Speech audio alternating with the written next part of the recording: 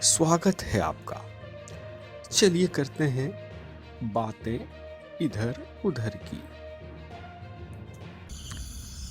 आज बात करते हैं उसकी जिसकी बात कोई करना ही नहीं चाहता, जो हमें सबसे ज्यादा रुलाती डराती है, लेकिन बिन बुलाए मेहमान की तरह जिसका सामना सभी को करना ही पड़ता है। विश्व विजेता सिकंदर हो या चंगेज खान जैसे योद्धा, सभी इससे हार गए, क्योंकि यह है मौत। मौत एक अविजीत योद्धा। इंसान ने इसे जीतने की असफल कोशिश के बाद इसे भुलाना ही बेहतर समझा। इसका उदाहरण मिलता है महाभारत में, जब यक्ष ने युधिष्ठिर से एक प्रश्न पूछा, संसार का सबसे बड़ा आश्चर्य क्या है? युधिष्ठिर ने जवाब दिया, मृत्यु, क्योंकि हर मनुष्य अपने आसपास कई लोगों को मरते हुए देखता है, उनकी मृत्यु के समाचार भी सुनता है, लेकिन वो खुद ये मानने को तैयार नहीं है कि एक दिन उसकी भी मृत्यु होगी।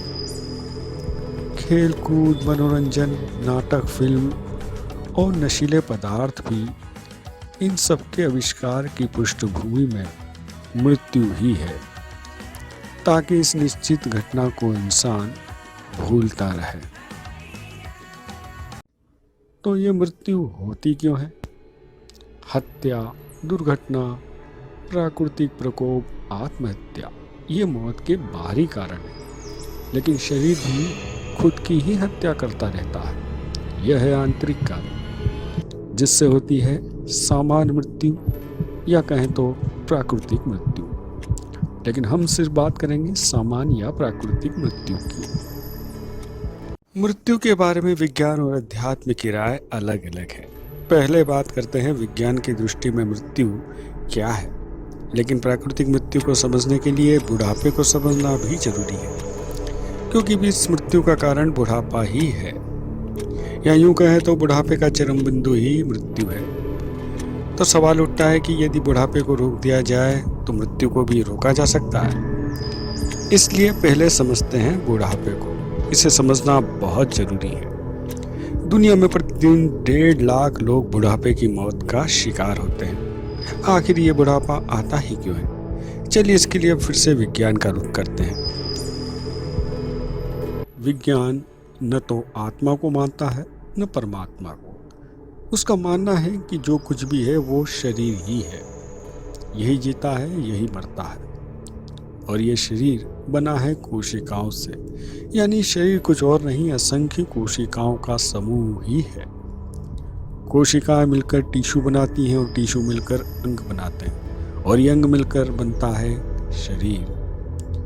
अब मृत्यु को समझने के लिए हम 2 बिंदुओं पर पहुंच गए हैं, बुढ़ापा और कोशिका।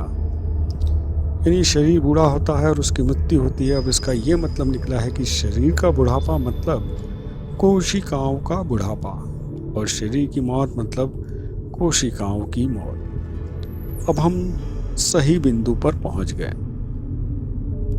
तो ये कोशिकाएं बूढ़ी होती ही क्यों है, और बूढ़ी होकर मरती ही क्यों है? पहले बात कोशिकाओं की मृत्यु की। कोशिकाओं की मौत तो एक सामान्य प्रक्रिया है। एक शरीर में हर सेकंड 1 लाख कोशिकाओं की मृत्यु होती है। इसे प्रोग्राम्ड डेथ कहते हैं। कोशिकाओं की मौत भी जरूरी है, क्योंकि सूर्य की अल्ट्रावायलेट किरणें, मानसिक तनाव और शरीर के अंदर भी घातक रसायनों का निर्माण होता रहता है, जिन्हें फ्री रेडिकल्स कहा जाता है। इन सब के कारण कोशिका और उनके डीएनए क्षतिग्रस्त होते रहते हैं। इसलिए प्रकृति कोशिकाओं को बदलती रहती है। 1 लाख कोशिकाएं मरती हैं तो 1 लाख नई कोशिकाएं भी इनके बदले पैदा होती। इस तरह से संतुलन बना रहता है।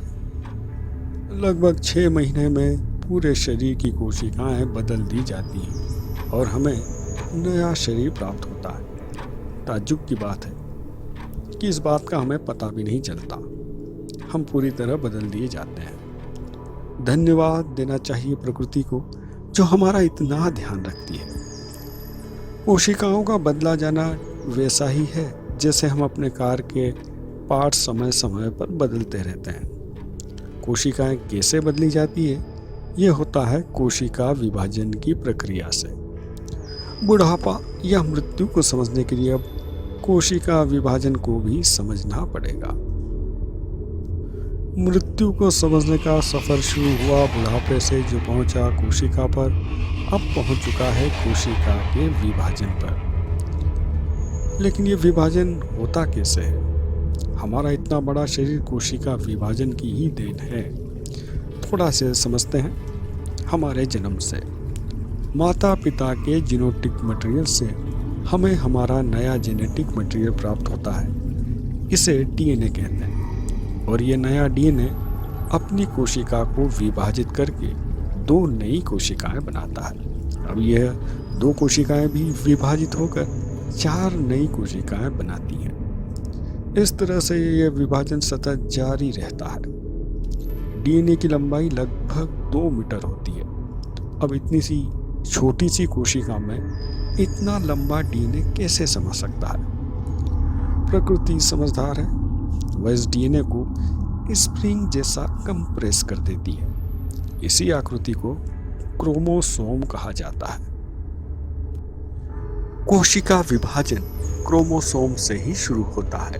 पहले क्रोमोसोम विभाजित होता है और यह विभाजित क्रोमोसोम अपनी अपनी नई कोशिकाएं बना लेते हैं। इस तरह नई कोशिका बनती है। फिर समस्या कहाँ है? अब हम क्रोमोसोम तक पहुंच गए हैं। क्रोमोसोम बहुत महत्वपूर्ण है, इसलिए इसकी सुरक्षा भी जरूरी है। जैसे जूतों की लेस के सिरों पर लोहे का कैप लगाया जाता है ताकि वो खराब न हो, इसी प्रकार प्रकृति ने क्रोमोसोम के खुले सिरों पर एक कैप लगा दिया है। इसे टेलोमेर कहते हैं। तो चलते चलते हम टेलोमेर पर आ पहुंचे। यहीं सारे राज दफन हैं। टेलोमेर यह न केवल क्रोमोसोम की सुरक्षा करता है, बल्कि विभाजन भी यहीं से शुरू होता है। यह हमारी खोज का एक महत्वपूर्ण बिंदु है। टेलोमेर एक टेम्पलेट की तरह काम करता है। सीधे शब्दों में कहें तो यह एक स्विच की तरह काम करता है। यह क्रोमोसोम के विभाजन की प्रक्रिया को आरंभ करता है। इसका मतलब यह है कि टेलोमेर ना हो तो क्रोमोसोम का विभाजन भी नहीं हो पाएगा। यही बात इसे महान बनाती है कि ऐसे एक छोटा सा टुकड़ा सभी की जिंदगी बदल रहा है। समस्या भी यहीं से शुरू होती है। समस्या यह है कि हर विभाजन में टेलोमेर छोटा होता जाता है। यह एक जटिल प्रक्रिया है। साधारण भाषा में जितना कोशिका विभाजन होगा उतना यह घिसता चला जाएगा और विभाजन रुकता नहीं है। पूरे जीवन काल में कई बार कोशिका का विभाजन होता है और इसी प्रक्रिया से तो हमारे अंग फिर से नए हो जाते हैं, क्योंकि अब विभाजन निरंतर चलता रहता है। अतः घिसते घिसते एक वक्त ऐसा आता है जब टेलोमेर समाप्त हो जाता है।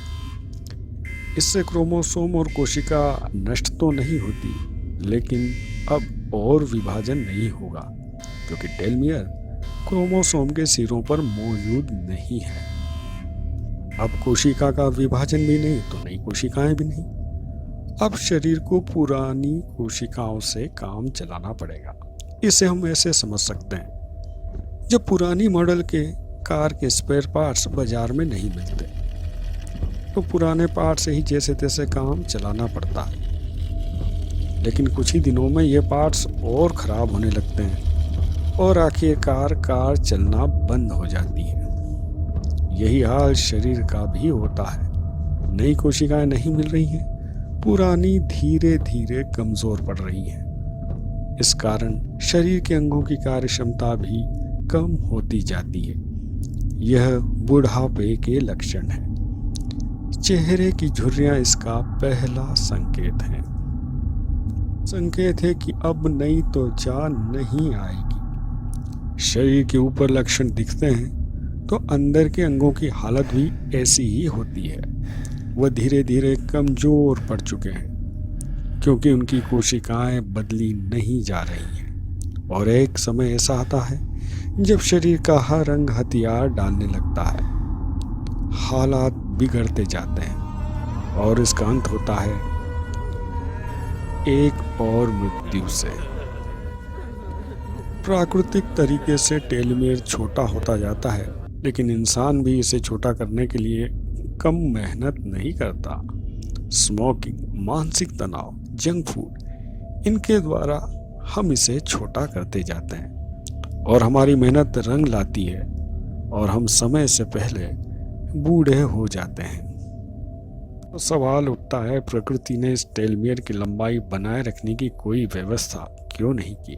जी नहीं, व्यवस्था है, और वह है एक एंजाइम, टेलोमेयर्स। यह एंजाइम टेलोमेयर की लंबाई को कम होने नहीं देता।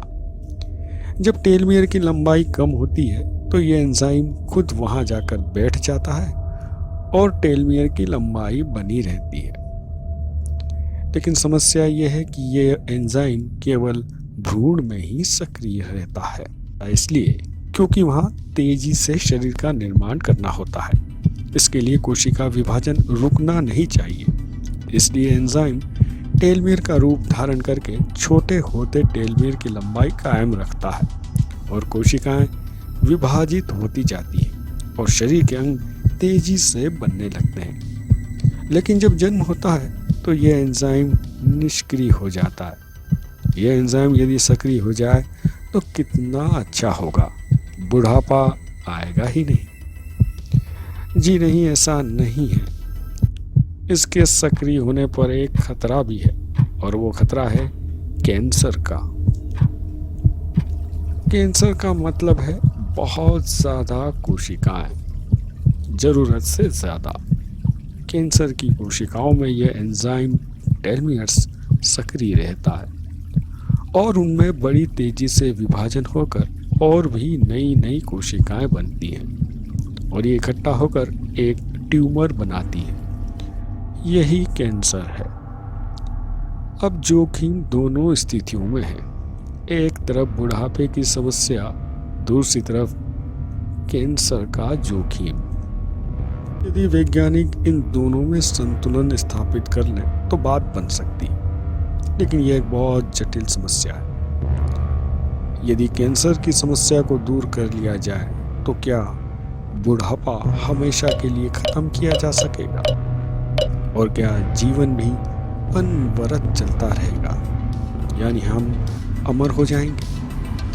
आपको जानकर निराशा होगी कि ऐसा नहीं होगा, क्योंकि विभाजन द्वारा पैदा होने वाली नई कोशिकाएं अपनी पुरानी कोशिका का ही प्रतिरूप होती हैं। इन कोशिकाओं की विकृति अवस्था इन नई कोशिकाओं को भी इनसे विरासत में प्राप्त होती है।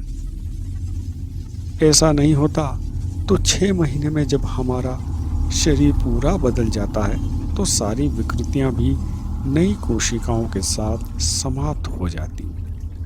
लेकिन सारी विकृतियां, कमियां इन नई कोशिकाओं में भी जारी रहती है। इसका उदाहरण, यदि किसी 52 वर्ष के व्यक्ति की कोशिकाएं विभाजन के द्वारा बदली जाती हैं तो नई कोशिका शिशुपन की अवस्था वाली नहीं होगी। यह वैसी ही होगी जैसे 52 वर्ष के व्यक्ति की होनी चाहिए। यह एक बड़ी समस्या है। इस कारण बुढ़ापा आगे तो बढ़ाया जा सकता है, लेकिन पूरी तरह से टाला नहीं जा सकता। आयु बढ़ाई तो जा सकती है, पर मौत टाली नहीं जा सकती। इसका सीधा सा अर्थ है, मौत का साम्राज्य कायम रहेगा।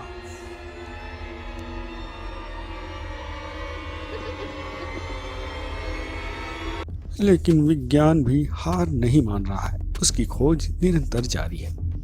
जीन्स को ही बदलने की बात हो रही है जिससे टेलोमेरेज को सक्रिय रखा जाए, लेकिन कैंसर से भी बचा जाए। इसके अलावा एक ऐसे मानव शरीर की कल्पना हो रही है जिसमें कुछ अंग प्राकृतिक हों और कुछ यंत्र।